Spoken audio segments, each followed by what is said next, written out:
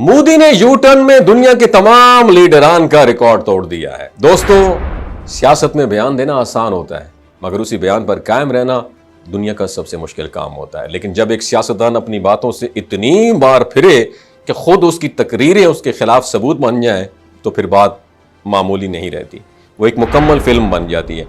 और इस फिल्म के हीरो या यूं कहिए विलन नरेंद्र मोदी जी हैं। जी बिल्कुल, we are talking about Narendra Modi. वही नरेंद्र मोदी जिसने बरसों तक पाकिस्तान के खिलाफ जहर उगला, जंगी जुनून भड़काया, सर्जिकल स्ट्राइक्स के दावे किए और हर इंतखाबी जलसे में किसको टारगेट किया? पाकिस्तान को। आजकल उनके यू टर्न्स की फहरिस्त इतनी तवील हो चुकी है कि लोग मोदी की तकरीरें नहीं, उनकी पलटियां गिनते हैं।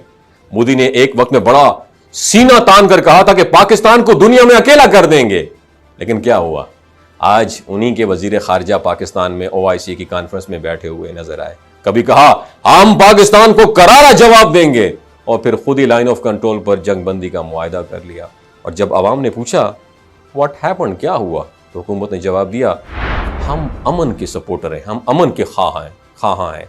वाह, कितना आसान यू टर्न मोदी जी। जैसे गूगल मैप पर यू टर्न अलाउड का साइन बोर्ड देख लिया हो आपने। याद रहे पुलवामा अटैक के बाद मोदी ने कैसे जंगी माहौल बना दिया था, बालाकोट पर हमले की दावे कर दिए, 300 दहशतगर्द मारने की बातें हुई, और भारतीय मीडिया ने तो जैसे फिल्मी सीन बनाना शुरू कर दिया। मगर जब आलमी इदारों और सहाफियों ने तहकीकात की तो पता चला न कोई कैंप तबाह हुआ, न कोई वहां पे लाश मिली, सिर्फ दरख्तों को नुकसान पहुंचाना था और कुछ भी नहीं किया। तब मोदी ने कहा था यह नया भारत है, घर में घुस के मारेंगे, और अगले हफ्ते चुपचाप मेज पर बैठ के मुज़ाकरात शुरू कर दिए।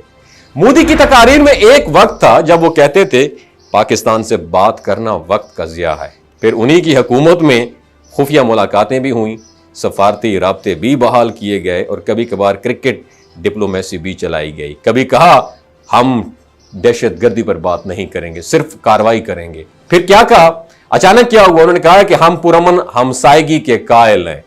यानी यू टर्न इतना तेज कि टायर भी घूमने का मौका ना पाए। और यही नहीं, मोदी ने कई बार कश्मीर को लेकर पाकिस्तान को धमकियां दी। आर्टिकल 370 खत्म करते वक्त कहा कि अब पाकिस्तान को जवाब मिल गया है।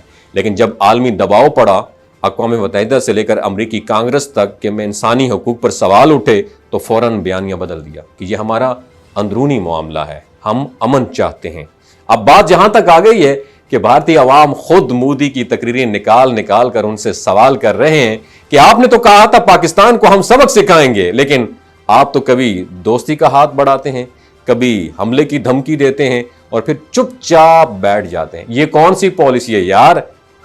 पाकिस्तानियों, सच तो ये है मोदी का पूरा सियासी बयानिया तजादात से भरा हुआ है। अवामी जज्बात भड़काने के लिए पाकिस्तान को यूटिलाइज करना, और फिर आलमी दबाव या ग्राउंड जो वो है फैक्ट्स हैं, ज़मीनी हकायक जो हैं, उनके आगे झुक जाना, ये एक मुसलसल चाल बन चुकी है मोदी की। लेकिन इस चाल का नुकसान सबसे ज़्यादा भारत की अपनी आवाम को हो रहा है, क्योंकि एक वक्त के बाद लोग समझ जाते हैं कि लीडर की बातों में दम है या सिर्फ ड्रामा है। और मोदी की यू टर्न सिर्फ पाकिस्तान तक महदूद नहीं है।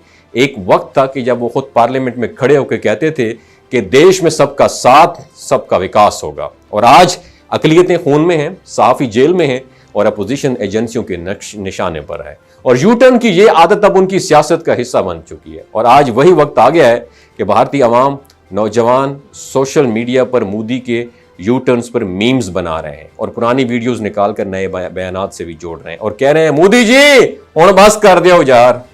दोस्तों, सियासत में स्ट्रैटेजी होनी चाहिए, लेकिन अगर वो झूठ, तजादात और धोखे पर बेस करती हो तो वो लॉन्ग लास्टिंग देर पा नहीं चल सकती। नरेंद्र मोदी के बयानात और यू टर्न्स हमें ये सबक सिखाते हैं, पाकिस्तानी हुक्मरानों को भी सबक सीखना चाहिए कि अगर आप मुसलसल सच पर न चलें तो एक दिन आपका माजी आपको बेनकाब कर देता है। तो फिर आप ही बताइए, जो लीडर कल पाकिस्तान को दुश्मन कहता था, वो आज उससे बात करने को तैयार बैठा है। क्या वो काबिल एतबार रह जाता है? कमेंट्स में अपनी राय जरूर दीजिएगा। और मेरा यहाँ पे पाकिस्तानी हुक्मरानों के नाम एक मैसेज है, क्योंकि इस वक्त इंडियन अवाम और पाकिस्तानी अवाम में बहुत बड़ा फर्क है। पाकिस्तानी अवाम जज्बा ईमानी से लबरेज है। मेरा एक मशवरा है, सिपा सालार को चाहिए फ्रंट पे लीड करे।